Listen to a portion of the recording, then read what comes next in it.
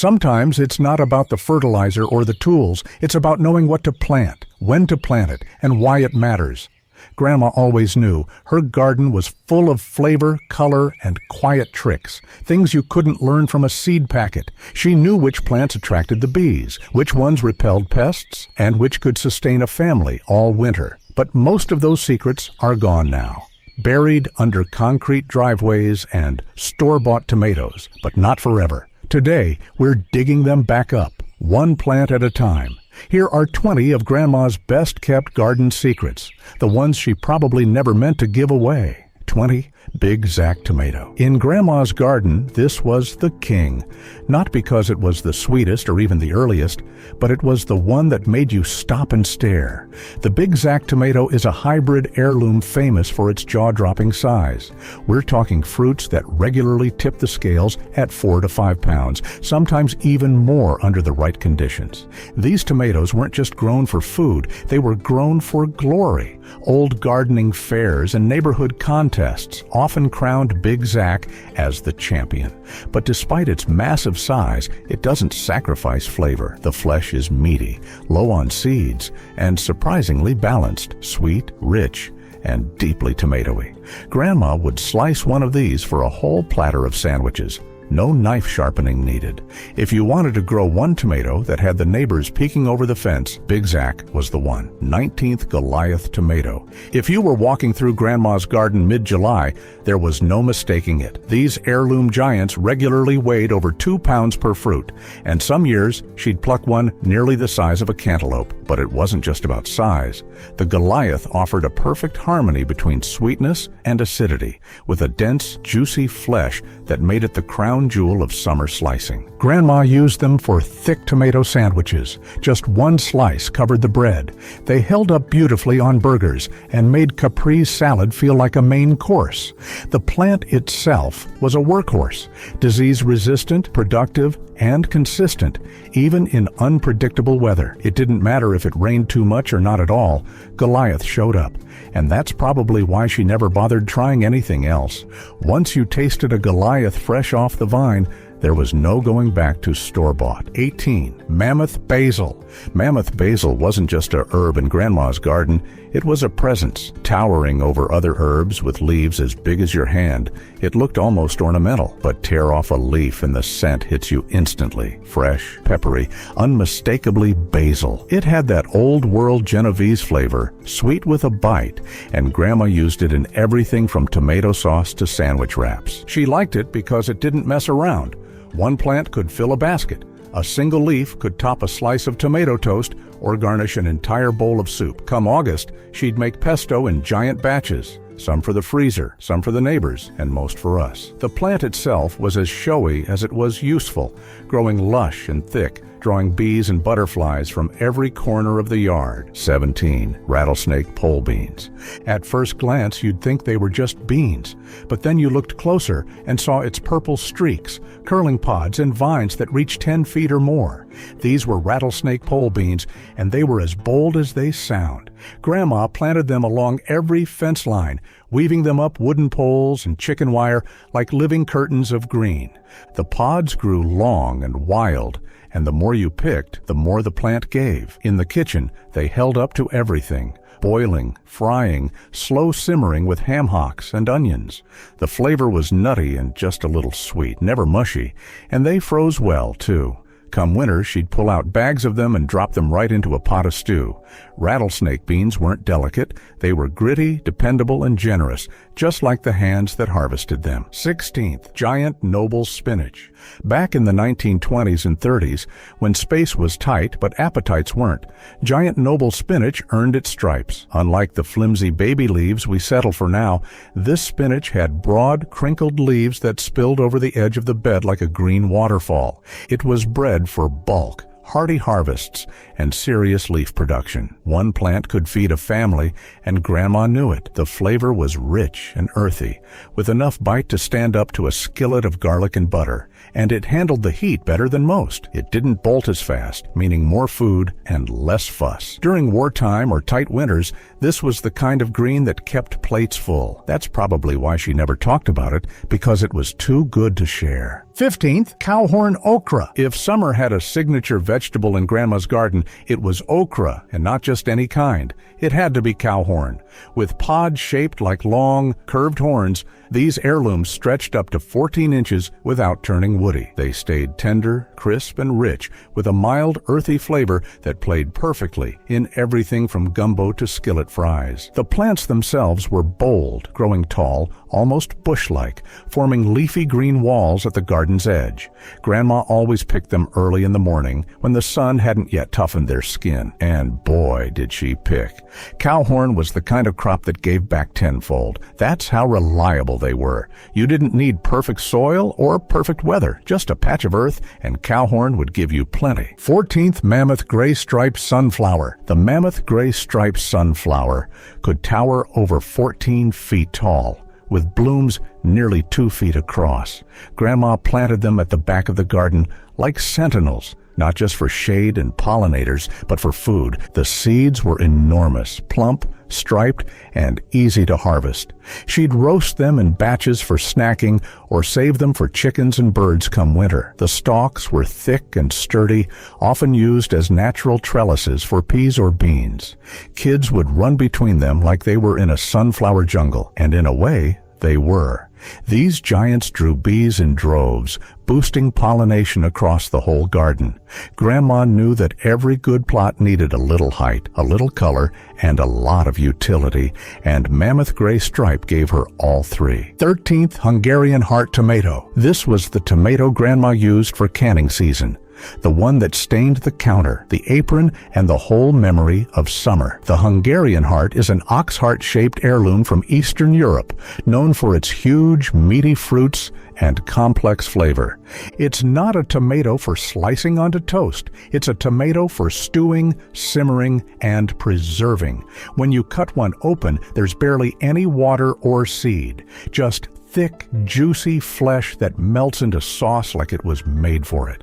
These plants could grow vines taller than you, producing heart-shaped fruits that easily crossed the 1-pound mark. Every kitchen that relied on homemade pasta sauce, chili, or soup had at least a few of these ripening on the counter. 12th, Beauregard sweet potato. There was a time when digging up Beauregard sweet potatoes felt like opening treasure chests beneath the soil. Grandma used to say you could measure the quality of a garden by its roots, and Beauregard delivered every time. These southern heirlooms could yield up to 10 pounds of copper-skinned orange flesh sweetness. The flesh was smooth, moist, and rich, caramelizing beautifully in the oven.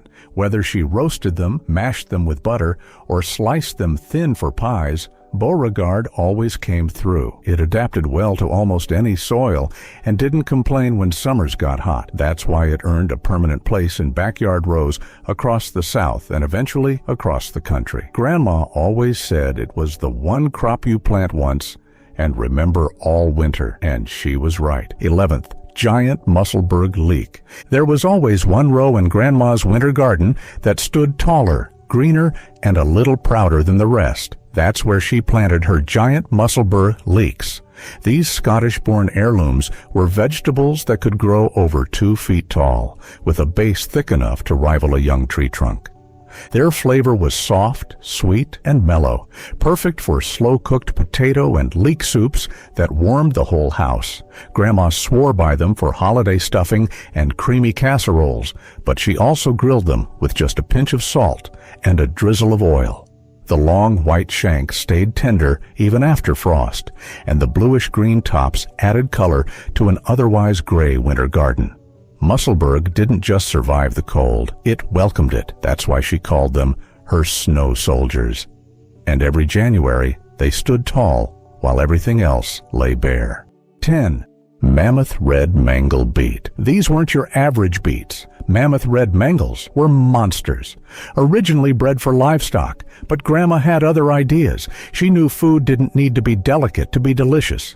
These roots were sweet, dense, and deeply earthy when harvested at the right time.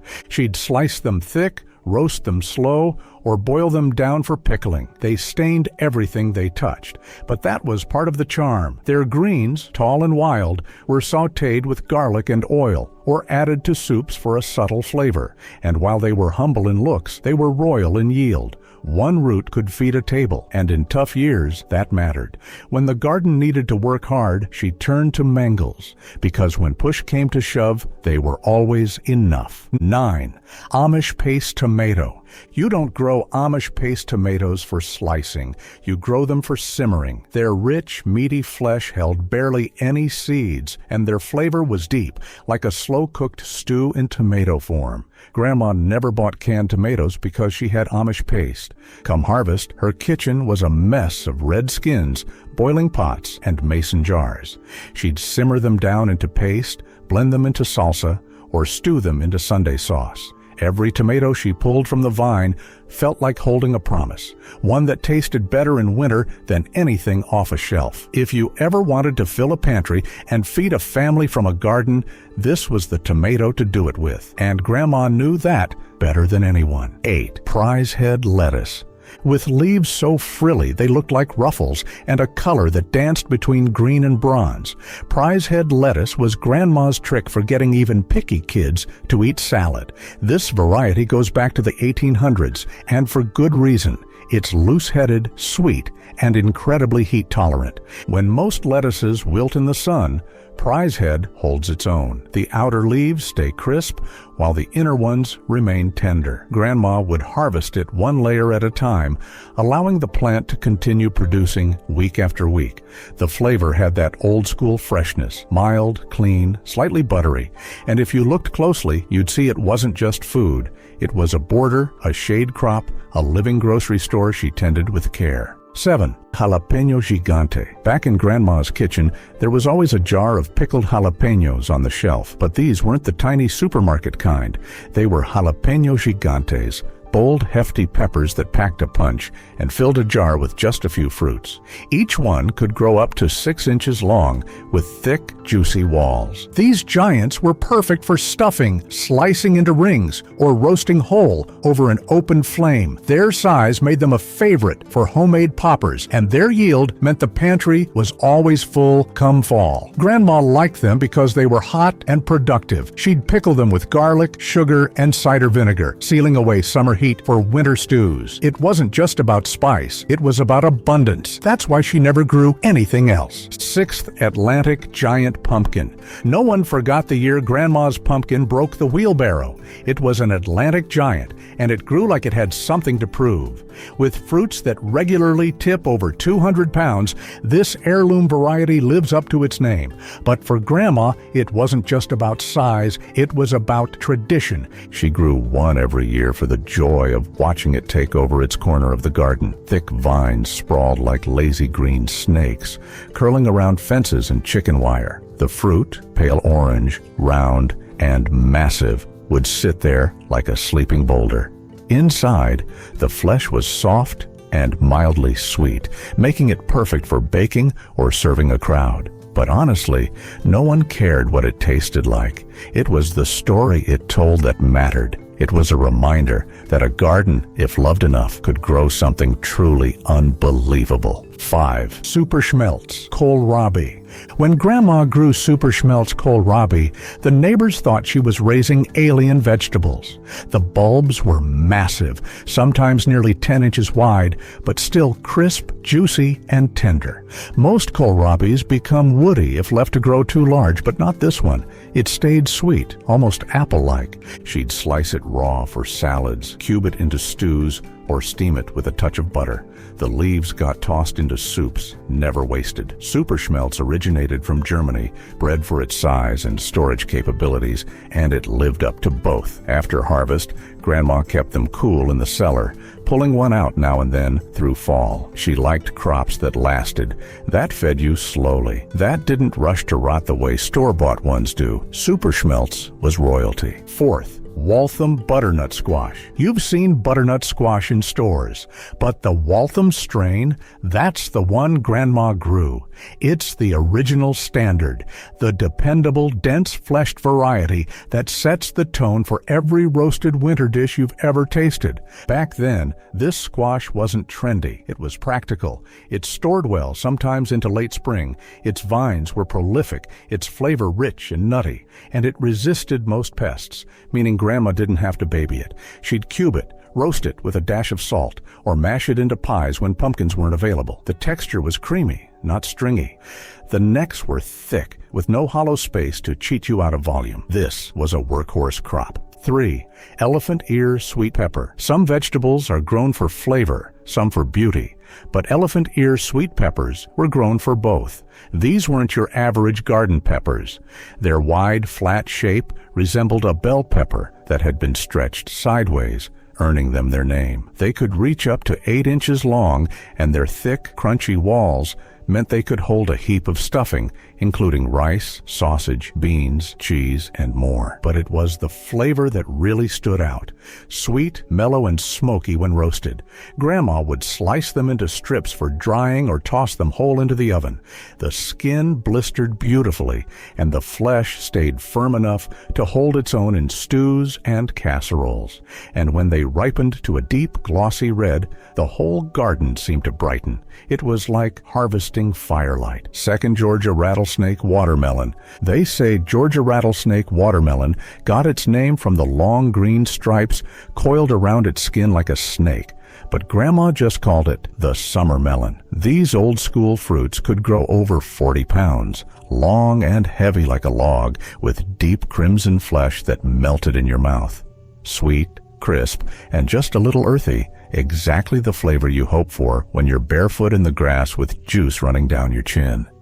In Grandma's garden, the vines would stretch and twist across the field like they were looking for something, and maybe they were, because come harvest, the payoff was always a memory.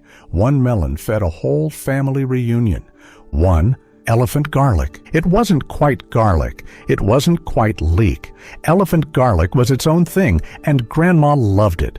One bulb could grow 3 to 4 times the size of regular garlic, with huge cloves that were easy to peel and roast.